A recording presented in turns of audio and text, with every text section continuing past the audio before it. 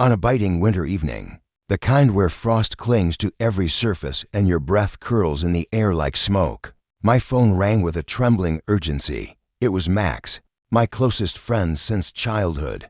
The second I answered, I could feel the raw desperation in his voice. He didn't have to say much. I could tell something inside him had unraveled. He pleaded with me to meet him, his voice cracking like thin ice under pressure. I didn't ask questions. I simply grabbed my coat, called out to my wife, "Let's call her Emily," that I'd be back soon, and hurried out into the cold. Max was already outside, pacing like a man who just had the ground ripped out from beneath him. A half-smoked cigarette dangled between his fingers, forgotten and burning out. As I reached him, he turned, eyes wide and rimmed red, and the floodgates opened. He'd just discovered his wife had betrayed him. The pain in his voice was unmistakable, a mixture of disbelief, fury, and heartbreak. I stood there, not knowing what to say. I'd never faced anything like that. I admitted it to him plainly. I'm not the guy to ask, Max, but maybe it's time to let go. Find someone who treats you the way Emily treats me. I expected him to lash out, but instead, a strange calm settled over him. It was as if my words had finally given him permission to stop fighting for something already broken. A few days later, Veterans Day weekend rolled around, bringing with it the promise of a rare escape from the daily grind. That morning, the group chat buzzed with excitement. My longtime circle of friends had cooked up a plan to rent a remote lodge, complete with a sauna, for a guy's weekend, a much-needed break. That night, I brought it up with Emily over dinner. She was surprisingly supportive, even encouraging. "Go have fun," she said with a warm smile. "You deserve it." The next morning, Max picked me up, and we went overboard on supplies, snacks, drinks. Enough beer and whiskey to fuel a week-long party. By mid-morning, all 5 of us, childhood friends bound by countless memories, squeezed into a car and headed toward the snowy mountains. The drive was filled with laughter, banter, and stories we'd all heard a dozen times, but still laughed at. As night fell, the lodge came alive with the glow of firelight and the buzz of alcohol.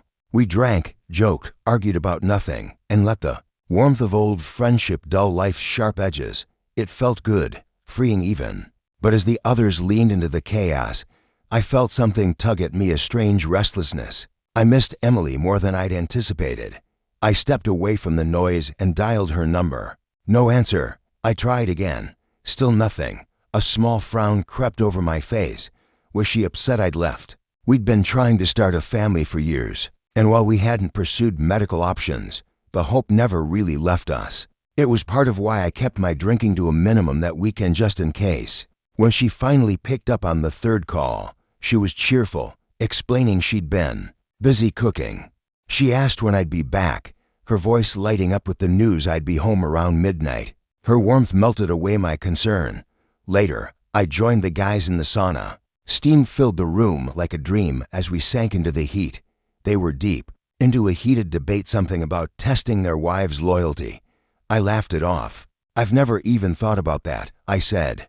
"I trust Emily completely." They stared at me like I'd just grown a second head. "Man, you're living in a fantasy." One of them scoffed. "You give a woman an inch of trust, she'll take a mile." They all nodded in agreement, their words tinged with bitterness. I shrugged, unwilling to let their cynicism stain my belief in Emily. Still, the conversation left a sour taste. When the laughter died down, I stood and told them I was heading home early.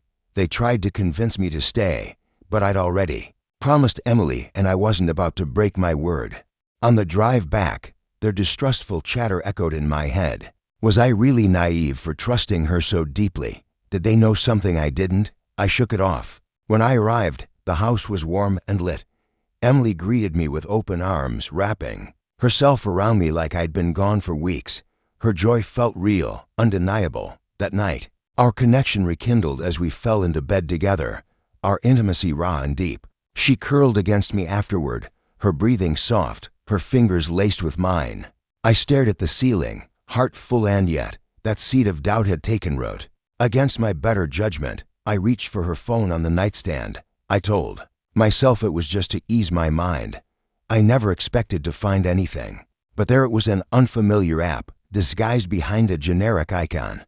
I tapped it. A dating app. My heart slammed against my ribs. Under a false name, Emily had a fully active profile, and worse. It was alive with messages explicit, shameless, and from multiple people. That night, she'd been messaging someone else that night. I stumbled out of bed, hands shaking, lungs struggling to draw an air, my vision blurred with fury and heartbreak. I grabbed her suitcase and began packing with violent motions, shoving clothes into bags without care. The rage boiled in my blood as the betrayal took full shape. When morning light crept into the room, her bags were lined up by the front door.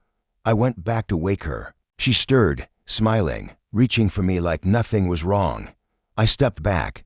"Get up," I said coldly, confused. She blinked at me. Then I shoved the phone toward her. Her face drained of color. She opened her mouth to protest, but I cut her off. "It's not what it looks like," she said. "It's my friend's account. She borrowed my phone." "Don't," I snapped. "Don't make it worse with lies." The woman I'd trusted with my life, the woman I'd loved and waited with through years of heartbreak, was nothing but a stranger now. She wept, pleaded, dropped to her knees begging for forgiveness.